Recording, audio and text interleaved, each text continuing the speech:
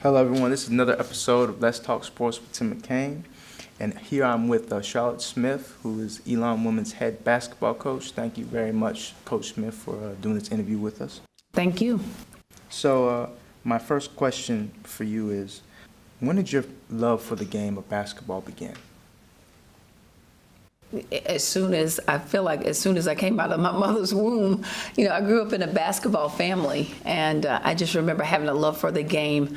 Around 5 or 6 years old, that was around the time that my uncle David Thompson played in the NBA. And I remember gathering around the television at my grandmother's house and watching him as a little girl and growing up thinking, I want to be a professional basketball player like my uncle. Man, so you talk about David Thompson. How much did he help develop your game, shape your game?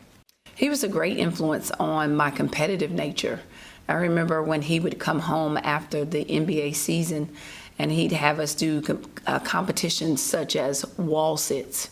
So me and my brothers, we would be up against the wall trying to see who could sit up against the wall the longest. And I think that was my drive, and what created that competitive nature in me was the competitions that my uncle had us doing as little kids. And I always remember playing against him, shooting games, horse, and wanting to beat him. So yeah, who would usually win those? Who would win? David, of course. Like his jump shot was pure. I'd never seen a jump shot like it before. When was the time where you actually could beat him in horse? Never. Even at Carolina, even at high? No, I don't. I never beat him in a game of horse. He was such a pure shooter, and I didn't become a pure shooter, and probably until my professional career is where my shot was perfected a little bit more. I got you. Okay. So, as a high school standout, what were some schools that were interested in you, and what made you ultimately decide to choose Carolina? Well, as a high school athlete, I honestly was not highly recruited. I remember going on an unofficial visit to Clemson. I even remember my uncle David Thompson taking me on an unofficial visit to NC State. So at that time, I got to meet Jim Valvano, Kay Yao. My uncle was really pushing NC State, and they never offered me a scholarship, so I ended up at the University of North Carolina. But I think had they even offered me a scholarship, I probably would not have gone, because as much as I loved my uncle David Thompson, I was a huge Michael Jordan fan. Wow. And so when I found out that MJ went to North Carolina, I said that has to be the place for me. And that's the reason why you wore 23. That is the reason. Because of MJ. Hey, look, I understand it. Why not? So my next question was, you had an incredible college career at Carolina, including winning the National Player of the Year award in '95. What was it like for you playing that season and ultimately winning that award? It was a season of just professing what we believed in becoming national champions. It was one of those seasons where we knew we had the tools, especially when we added the addition of Marion Jones to our team. We just knew we had the pieces to become national champions that year. And it was just amazing to see it all come to fruition, because, it was a short period of time. It only took 3 years, from my freshman year to my junior season to become national champions.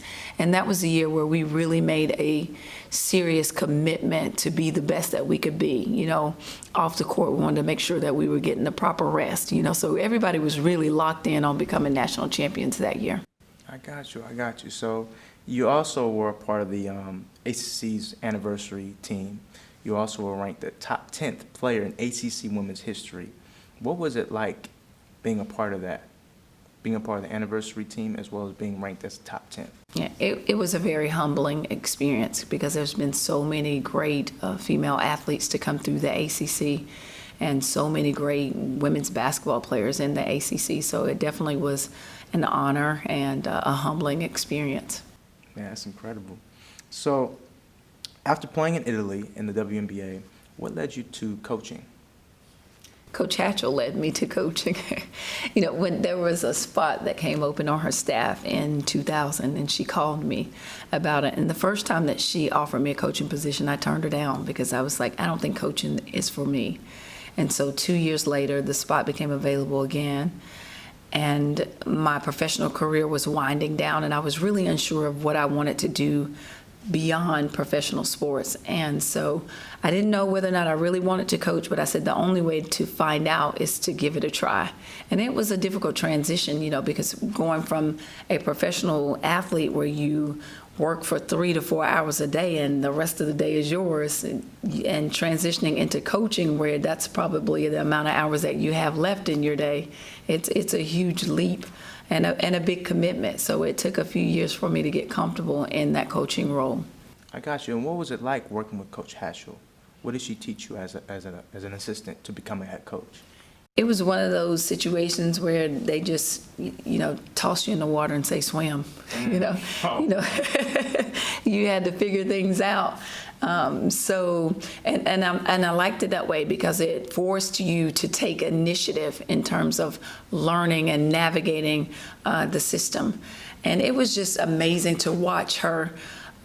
Just her fluidity in running a well-oiled machine with that program. She taught me the importance of relationships and leading her staff, mentoring her staff, and just not getting too big, not getting too high, always staying humble and doing the little things that make your program work. Like this was a lady that would carry posters in the back of her vehicle and hand them out to people.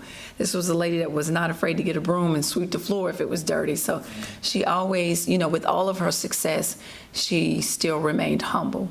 Those are the best kind of people. Mm-hmm. Those are the best. So what led you to become ultimately the head coach of Elon?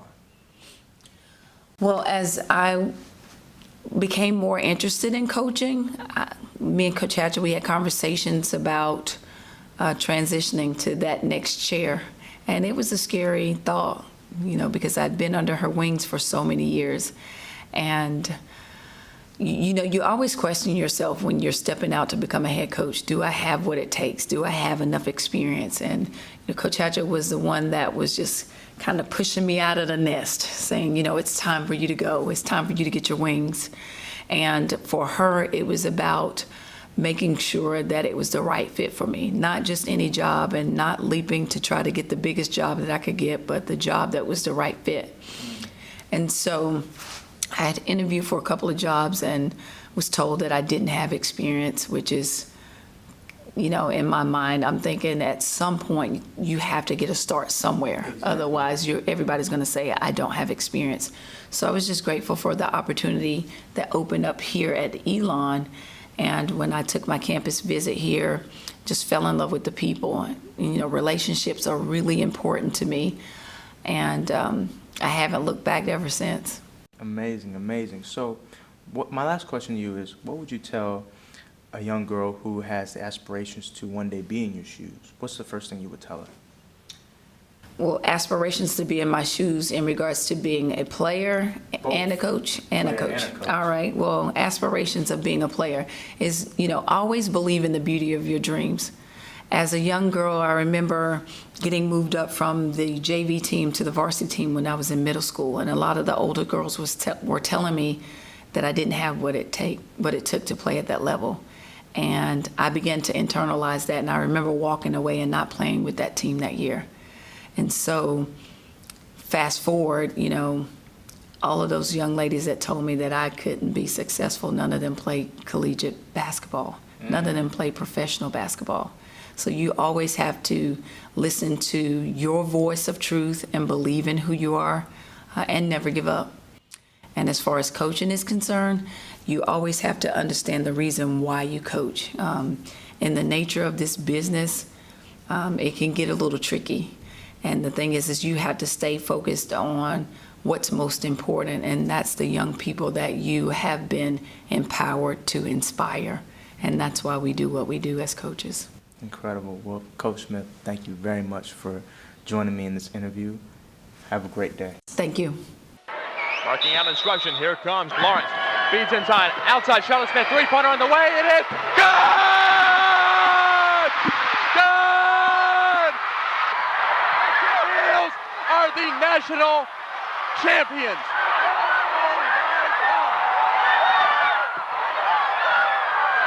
Oh my God.